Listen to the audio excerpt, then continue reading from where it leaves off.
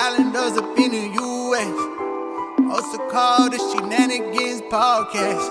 Always play that reggae too. In case you didn't know, hey, this is how we do.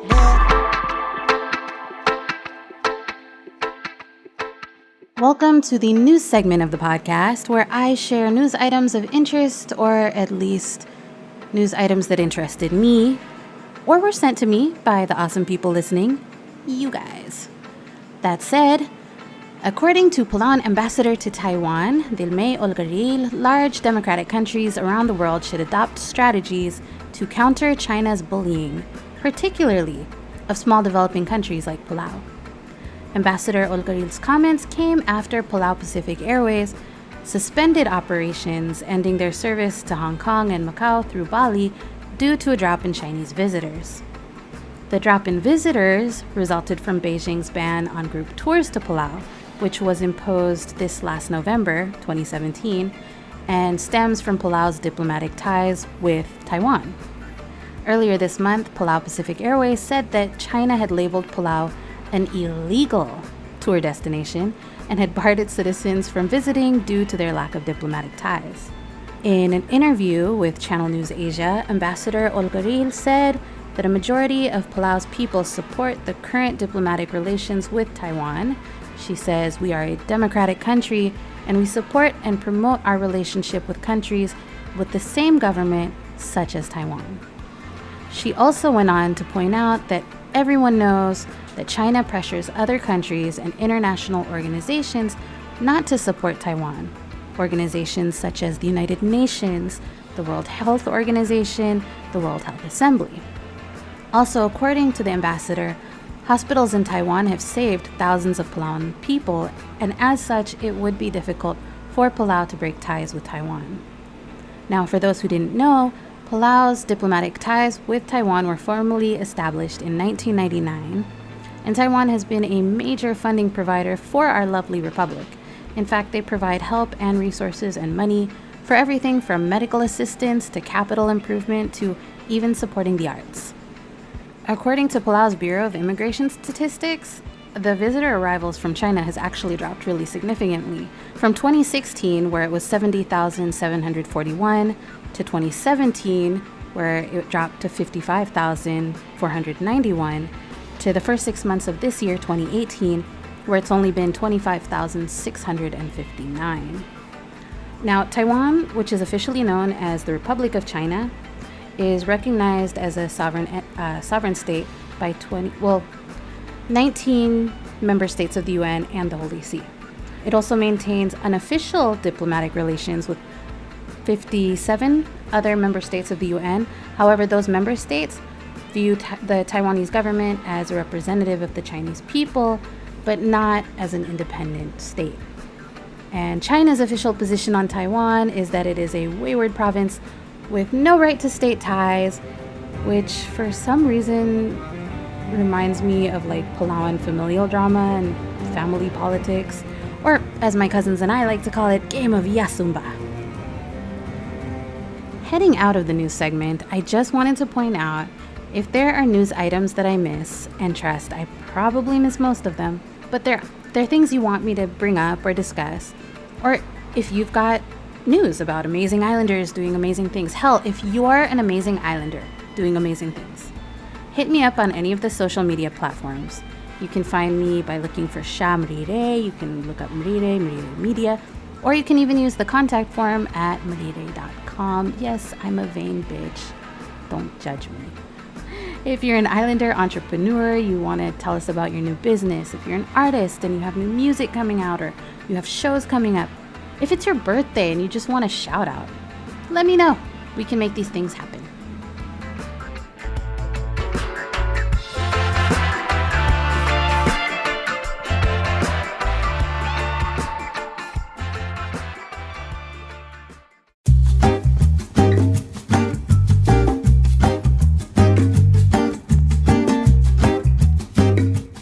All right, here we are in the featured segment of the show, and if you think I have something big and serious and controversial to rant about, then you are absolutely, almost, kinda, sorta, right, sort of. I posted a few quick polls on Twitter and Instagram the last few days to kind of gauge how much we know in terms of the political roots of Micronesia, the whole region, and the answers were really kind of all over the place. One thing I learned is that a lot of us have not had a chance to read our respective compacts of free association, whether it was for lack of time because it's not light reading, or because it's hard to read because, again, that shit is not light reading. And because I have this whole other website in the works called transparency.pw, an archive of modern Palauan history, which will be launching October 1st. Well, October 1st in Palau, September 30th for me. It seemed like the feature segment would be a good place to provide us a bit of a primer about how we, Palau, FSM, the Marshalls, the Commonwealth of the Northern Marianas, Guam, how we got to where we are now as a lead up to the site launch. And now when I say it's an archive of modern Palauan history, I pretty much mean from the South Pacific Mandate to present day. Because everything before that is just, it's so damn fascinating, but it's also way beyond what I'm capable of explaining as a kid who grew up with a dad who read to them from political theory books rather than storybooks, and whose dad was one of the plaintiffs in Yermang versus Sali. It's easier for me to stick with the stuff that I kind of sort of know, like Palauan political formation, versus trying to talk out my ass about stuff pertaining more to archaeology and anthropology and the development of Palau and migrations and all those things that the Bureau of Arts and Culture is really good at. I'm going to try to keep this all in chronological order, but as you know, sometimes life happens, sometimes I go off on tangents. Please bear with me as I get this worked out. I'm going to try to cover, well, kind of a lot in this segment, so there might be a bit of fast forwarding. Please bear with me again, please. All right, so starting in 1899, the Spanish government had lost the Philippines and Guam thanks to the peace treaty following the Spanish-American War. They then sold their remaining possessions in the Pacific, which were the Caroline and Marianas Islands, to Germany. Fast forward to World War I breaking out, Germany already has a pretty vast empire in the Pacific. It has the western half of Samoa, it has the northern half of the Solomon Islands, it has Nauru, and it has Micronesia, which, as we said, covers the Mariana, the Carolines, and the Marshall Islands. And like in a real-life game of Risk, Germany really only acquired their Pacific holdings to kind of show off the great and mighty reach of the German Empire. But to be honest, we had little to no real economic value to them. Actually, if anything, their Pacific colonies were probably more of a liability. I mean, since we were so far, and it's not like they really cared about the indigenous population, so strategically there really couldn't have been much by way of defensive preparedness going on there. So World War I comes and goes.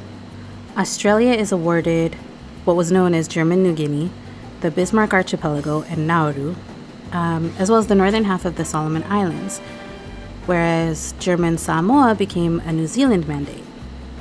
Meanwhile, the League of Nations has issued the South Pacific Mandate to the Empire of Japan. The South Pacific Mandate consisted of the Caroline Islands, the Mariana Islands, and the Marshall Islands. Japan governed these islands under the mandate as part of the big Japanese colonial empire until World War II, when it was captured by the United States, and then they became the UN-established Trust Territory of the Pacific Islands, which was governed by the United States. But we'll get to that soon enough.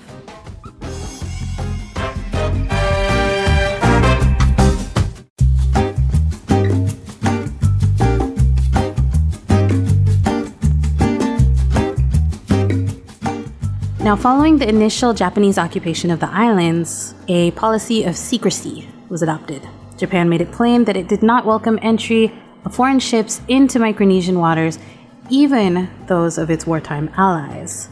And between 1914 and 1920, the islands began this transition from being a naval administration under the mandate to a civilian administration.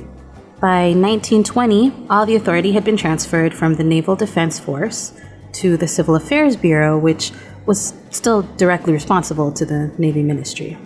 Initially based in Chuuk, the Civil Affairs Bureau was moved to Koror in 1921, and then naval garrisons were disbanded to comply with the terms of the mandate. Now, in 1922, a civilian government was established in 6 administrative districts. Those were in Saipan, Palau, Yap, Chuuk, Pohnpei, and the Marshall Islands. And it was in the form of a civil administration department, which still reported to the local naval garrison commander. And at the same time, the post governor of South Pacific Mandate was created. After the establishment of the Ministry of Colonial Affairs in 1929, that's who the governor was reporting to, the Minister of Colonial Affairs. But with the establishment of the South Seas government in 1932, that made the mandate a pure civilian administration. So the Ministry of Colonial Affairs was then absorbed into the Ministry of Greater East Asia in 1942. And then the following year, those 6 administrative districts in Saipan, Palau, Yap, all of those ones, those were reduced to 3 districts, which became the North, East, and West. Now, I know for some of us, we have grandparents or great-grandparents who were brought up under Japanese rule, or as they like to call it, Ishabal. It's important to know that during this period, the indigenous populations in Japanese-administered territories were dealing with heavy-handed assimilation bullshit. What Japan was doing was essentially replacing the local culture with their new and, air quotations, improved Japanese versions, which made it pretty clear that Japan was not taking their new dominion over Micronesia lightly at all. And while I really want to go into this in more detail, there's so much to share, so be sure to check out the associated blog posts for this podcast episode, where I will include a link to Walter B. Harris's South Sea Islands under Japanese Mandate. Now, if you're like me, and I know I am, the Japanese occupation is actually kind of a tricky matter on a personal level because my grandmother is a direct result of the Japanese occupation. My great-grandfather was a Japanese man. Mamang was a lovely Palauan woman. 4 daughters and a couple of generations later, here I am existing and shit. So, Japanese occupation, and in Palau particularly, was a really interesting but weird, conflicting time. In addition to trying to wipe out the culture, which includes, by the way, the ban on traditional tattoos. And if you've ever seen me, you already know how I feel about Palauan tattoos. If not, you can go to Instagram and go to Palauan Tattoo because that's me. But in addition to the cultural, the assimilation, the wiping out of our culture, there's also the economic exploitation side of it.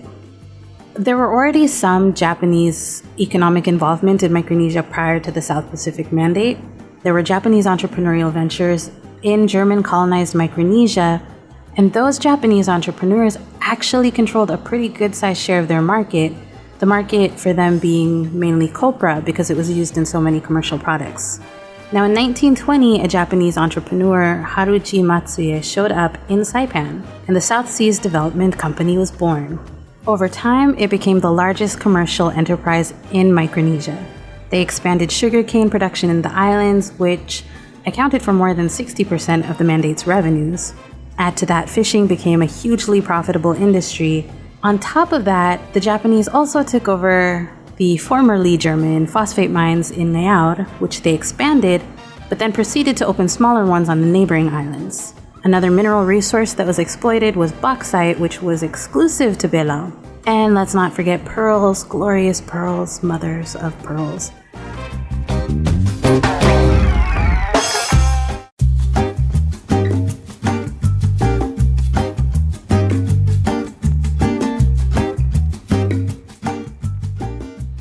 By the end of the 1920s, the islands under the mandate were economically self-sufficient and they didn't need Japanese subsidy to get by anymore. Unfortunately, they had also successfully turned the islands into their own mini-Japan and the indigenous population had become the minority.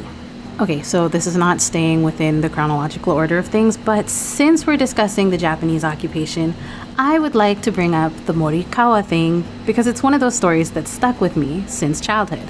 Actually, wait, let me back that up a bit. Not everyone is going to know this story, so my first memory of the name Morikawa is from a Palauan song that I think was recorded in the 80s by Tres called Pai Ramagati. And there's a line in the song that I didn't really understand.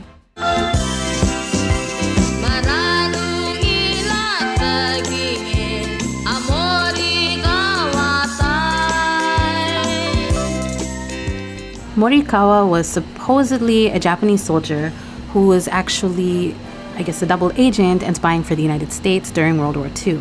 And from the stories that I heard, if it wasn't for Morikawa, the war in Palau would not have ended when it did, and that he's also the reason that a Japanese planned genocide on the entire Palauan population did not take place. The story surrounding Morikawa is kind of partial myth, legend, exaggeration, but it was enough that in 1975, a Palauan actually wrote about it. Morikawa arrived in Palau without informing anybody as to which airport or seaport he would use. He urged Palauans to concentrate on enlarging their farms and growing as many plants such as taro, tapioca, rice, and other foods. The increased population would help alleviate the food shortage and improve Palauan morale. Because the Japanese military in Palau suffered from a scarcity of food, they had decided to kill all the Palauans. The Japanese were quite positive that this genocidal plan was the panacea that would end all their suffering. Upon learning about the plan, Morikawa attempted to find a solution whereby Palauans could escape mass death and at the same time solve the Japanese food shortage problem. He suggested to the Japanese military officials in Palau that they postpone their extermination plans and use the natives to grow more food plants. Now, honestly, there is so much stuff to cover. Like, just in discussing Japanese occupation, aka Ishabal, there's more stuff than what I can fit into a whole podcast, much less a segment of a podcast. It's probably more like a whole series worth, because there's just so many different aspects of Japanese occupation to cover. So instead, I am going to wrap up this segment by saying that I will be providing links and downloads in the blog post associated with this podcast on Merirei.com, including one to a piece written by Wakago Higuchi titled War in Palau, Morikawa and the Palauans, which actually explains a lot of the myth and mystery around the legendary Morikawa Tai, or Captain Morikawa, and a bunch of other really interesting texts. And next week, we are going to move on to World War II and how it affected Palau and all of Micronesia and set us on the path to becoming what we are today.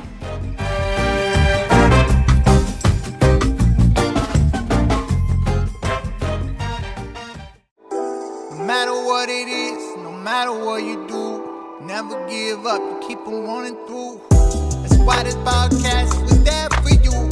Whether it's your bipolar or anxiety, OCD or depression, schizophrenia, man, we can all relate. It's the self-care, it's the self-care, cause we is there.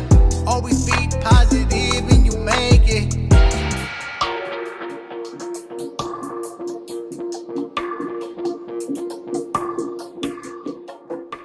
And welcome to the Mental Health Check-In, where we discuss things pertaining to mental health because we need to. And because a study from the University of Wisconsin-Madison indicates that neglect, abuse, violence, and trauma endured early in life can ripple directly into a child's molecular structure and distort their DNA.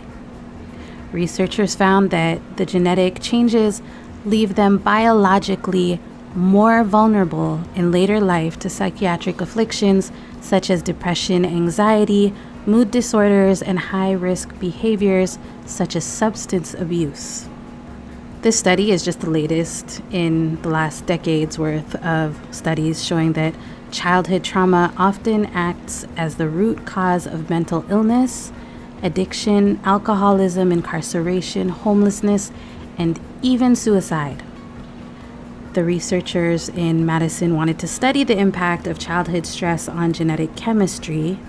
One of the researchers, the lead researchers actually, said that the biological impact of trauma can put markers on specific genes that act as an on-off switch.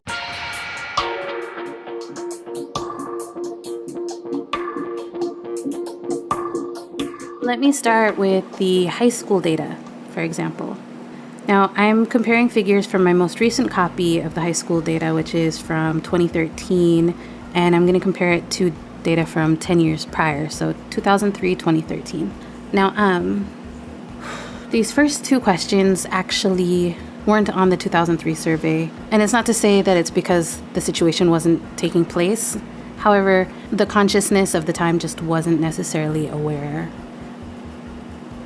of the situation and the fact that maybe it needed to be on the survey. So, students who were bullied on school property during the 12 months before the survey in 2013 would be 23.3%.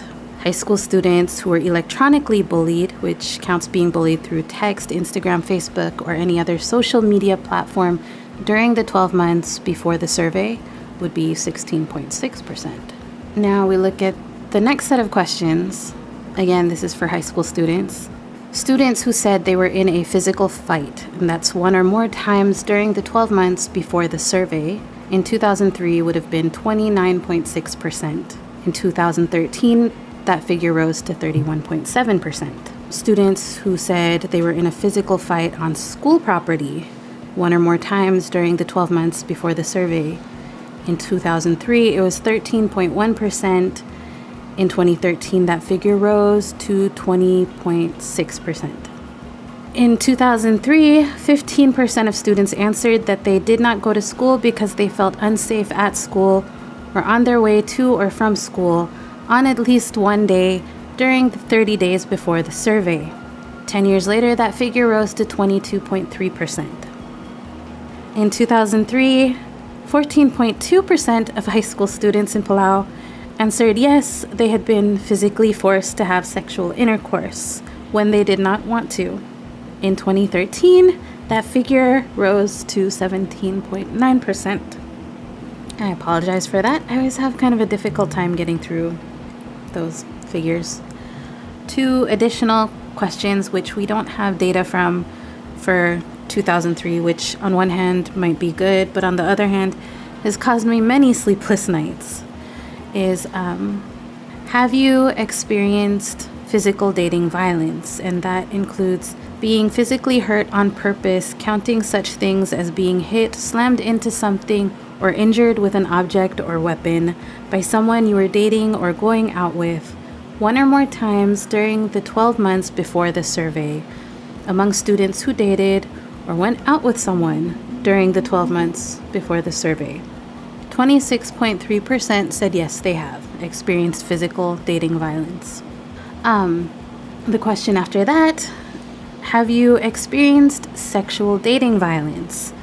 Which includes being forced to do sexual things, counting such things as kissing, touching, or being physically forced to have sexual intercourse they did not want by someone they were dating or going out with one or more times during the 12 months before the survey among the students who dated or went out with someone during the 12 months before the survey. And 29.4% answered yes, they had. That is almost a third of high school students said they had experienced sexual dating violence. In that same survey, they asked the question, have you had a suicide attempt result in an injury, poisoning, or overdose that had to be treated by a doctor or nurse during the 12 months before the survey? And in 2003, 5.5% said yes, they had. And in 2013, 9.5% said they had. That's for high school students.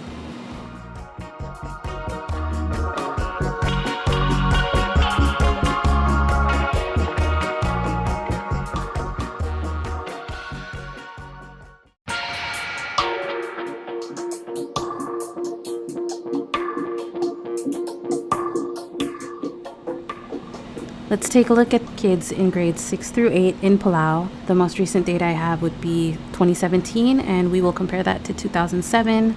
The same questions regarding bullying, however, were also not on the 2007 survey, so we are going with just the 2017 figures. Were you bullied on school property during the 12 months before the survey?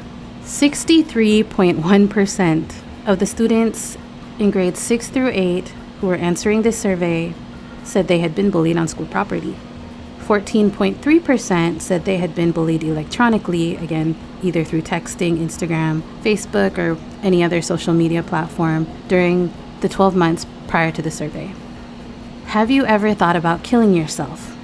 In 2007, 36% of the respondents said yes. In 2017, 42.7% said yes. And please keep in mind, these are middle school aged students, so they are in grades 6 through 8. Have you made a plan about how you would kill yourself? In 2007, 28.9% said yes. In 2017, 32.3% said yes.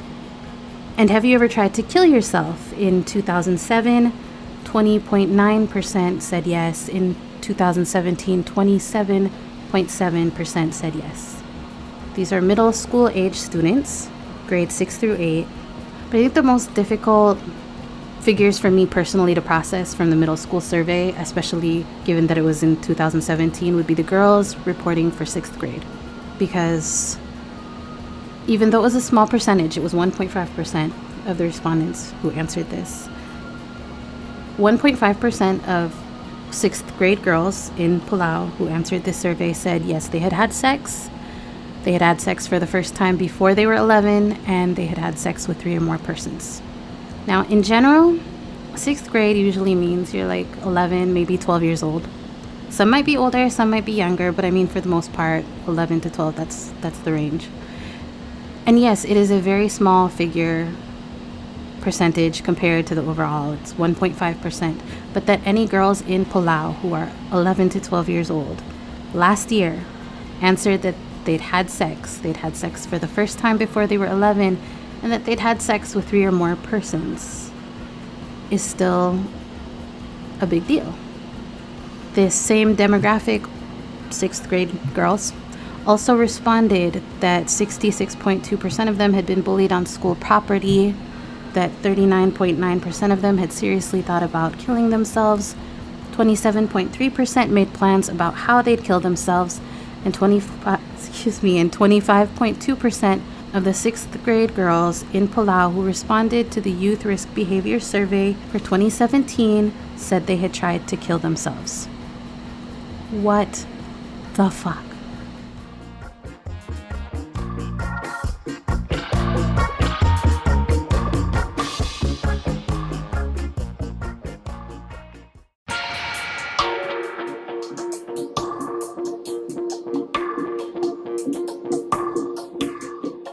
In the blog post that goes with this episode, I'm going to include a paper titled Incest in Palau that was published by Dr. now Senator Stevenson Cuarte.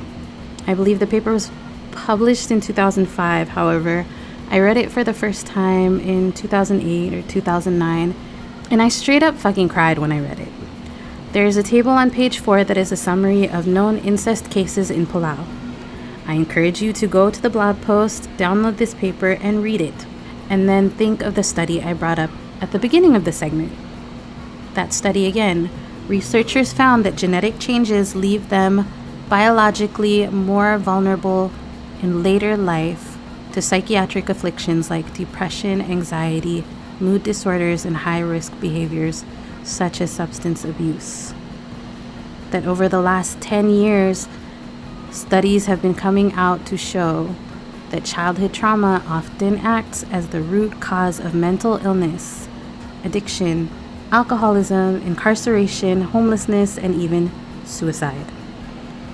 Let me go over a few of the items on this summary from Dr. Cuarte's paper. Age of victim, 11 years old. The perpetrator was her grandfather. Legal outcome, it was filed. The grandfather was found guilty of the sexual abuse. However, the grandfather was a paraplegic and never went to jail. The victim commits suicide 2 years later. Another victim, age 8.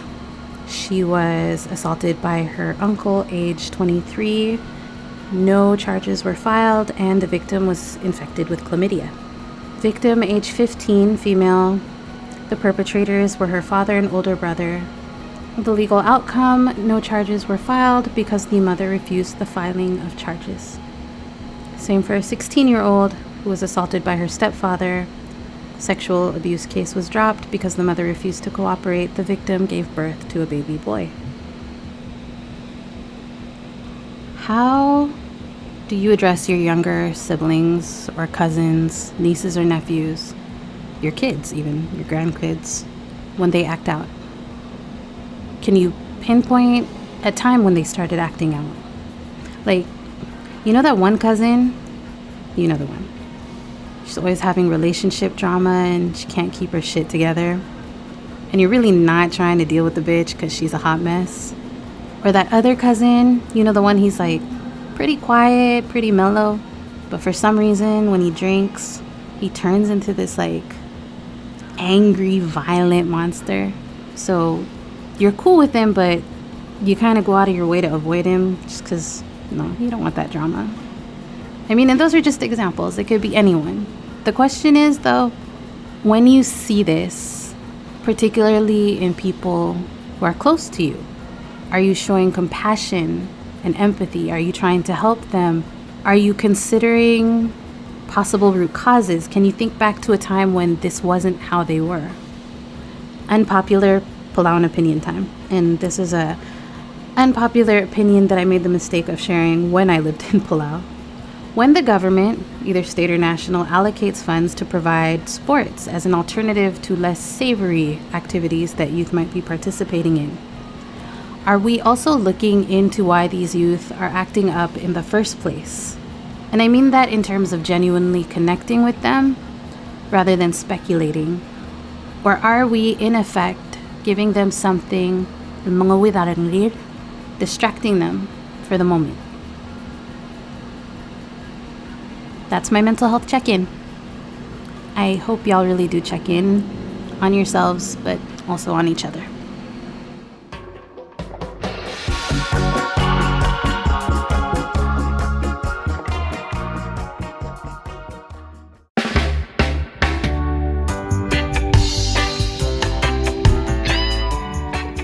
Thank you for tuning in to the Sha Nanigans podcast, the podcast where I talk about stuff that no one really wants us to talk about. Yes, the episodes can be heavy, and that's the point. I wish I could be forever entertaining and give you things to laugh about, but this is real life, and only direct action will change these things. Like I mentioned earlier in the podcast, I'll have links and downloads about the South Pacific Mandate and also about the Japanese occupation's effect on the people of Palau. In fact, there's a really good text in there where it's the oral history of the elders talking about growing up in Japanese-occupied Palau. I will also have a link for you to download and read Dr. now Senator Cuarte's paper on incest in Palau. I can only hope that someone somewhere has the skill set or is developing their skill set to go be of service to their respective islander community, because again, direct action, y'all. As always, please don't drink and drive, don't drink and dial, don't drink and text, don't drink and tweet, don't drink and do anything you might regret come morning, because come morning, you will regret it. See y'all next week.